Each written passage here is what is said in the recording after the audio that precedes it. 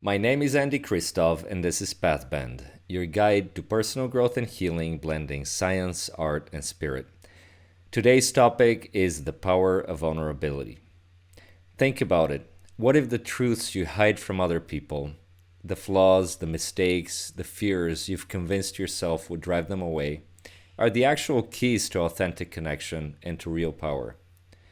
Many people misunderstand vulnerability. They think it's a sign of weakness. They associate it with emotional displays, dependency, and oversharing. But this misunderstanding stems from the ambivalence inherent in the word itself.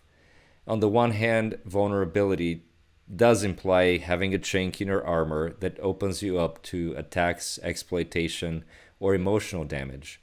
But on the flip side, it is precisely this openness that imbues vulnerability with a positive meaning, a kind of courageous honesty and authenticity that you practice, even in the face of criticism or rejection. So you see, there's a paradox. The heavy emotional shielding and careful impression management that often parade as power signals in our culture are actually signs of brittleness. Real emotional strength doesn't hide behind rigid defenses, but lies in the willingness to open yourself up to the world and show up in your full colors. You may then ask, well, why do we so often pretend to be someone we aren't? Maybe you've worked really hard to become the top lawyer, the virtuous believer, or the disciplined overachiever. Not because it's true to who you are, but in order to fit in, to shield yourself from criticism, or to gain social approval and rewards. The problem is that these roles, if they're misaligned with your core, actually isolate you. And if they come with money and status, they become the golden handcuffs chaining you to a materialistic, extrinsically focused lifestyle. Pretending is exhausting. It disconnects you from your essential self and creates distance between you and others. And even though we often don't realize it, the quiet desperation that slowly starts to creep in is deeper than any momentary rejection could ever be. Let me simplify this further.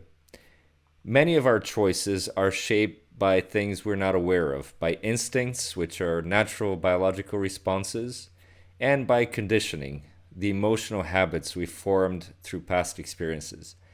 When we face threats like failure, shame, or abandonment, we activate our psychological defenses.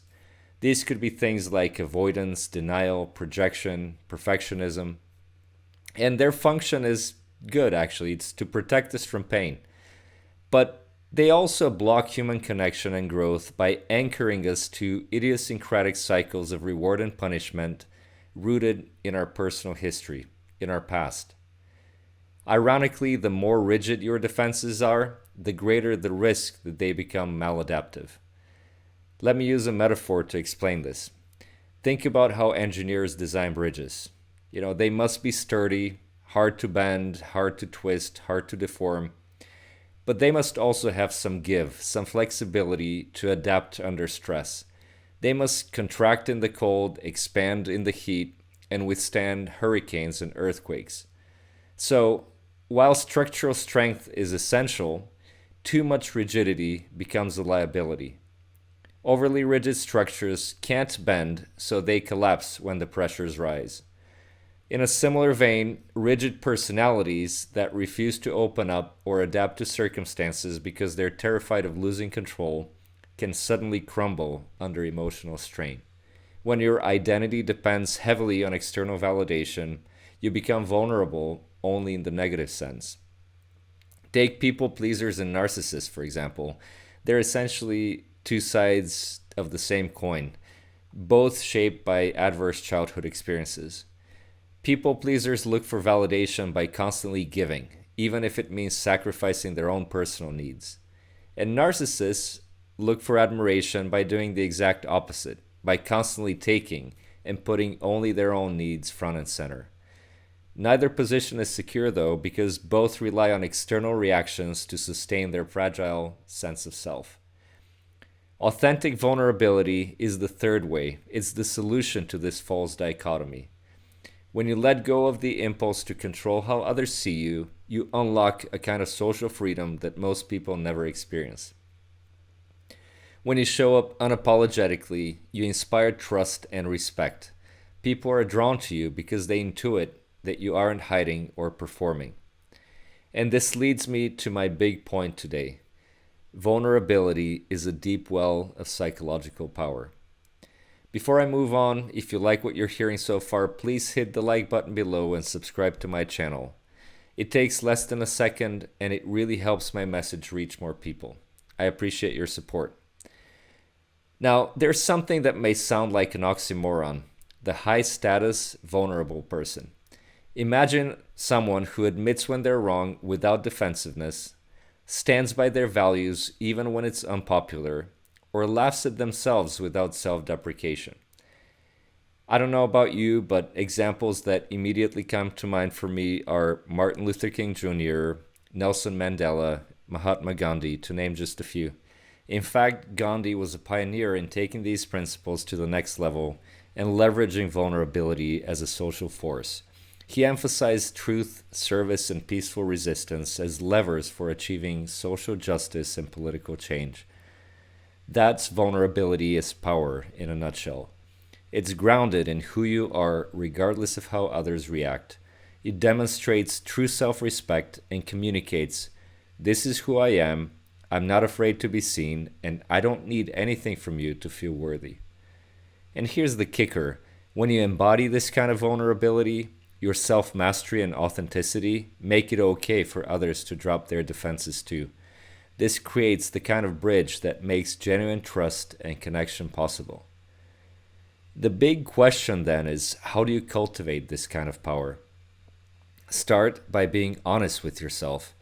Before sharing anything with others, check your motives. Why am I sharing this? If your answer involves looking for approval, sympathy, or acceptance, pause and shift your focus from external validation to internal honesty. Share your feelings and experiences because they're meaningful to you, not because you want reassurance. For example, instead of saying, "No one respects me," say, "I've been feeling unsure of myself lately." The first is an example of fishing for validation. The second shares personal insight. Next, own your truth. Practice expressing your beliefs and feelings without unnecessary explanations, sugarcoating, or apologies. Third, be prepared to accept rejection. Authentic vulnerability means being okay with the possibility that others might not accept you. The moment you stop clinging to the need for approval, you reclaim your power. Learn to see rejection as a way to screen out people who don't fit in your life. Often the best response to rejection is a big fat thank you. Next, choose discomfort over safety. Vulnerability does entail emotional risk, but remember that discomfort is the price you have to pay for emotional growth. There's also a countervailing principle that's equally as important. Set boundaries around what you share. Vulnerability doesn't mean spilling every detail about your life. Be intentional. Share what feels meaningful to you with people who've earned your trust. This ensures that vulnerability remains empowering, but not unnecessarily exposing. Brené Brown calls this vulnerability with boundaries, a practice of courage that protects your emotional well-being. Finally, detach from the outcome. Let go of expectations. Vulnerability becomes performative when you're overly focused on the reactions you'll get. Whether someone accepts your truth, rejects it, or misunderstands it, your sense of who you are should remain intact. Try these principles in your own life. Find an opportunity to speak your mind, admit your flaws, or stand by your values. And watch how it shifts your energy and the way people respond to you. When you embrace vulnerability consciously, it becomes your pathway to personal growth, deeper relationships, and a more fulfilling life. At the core lies the paradox that vulnerability is a superpower. Let me know how this resonates in the comments below, and stay tuned for another video soon.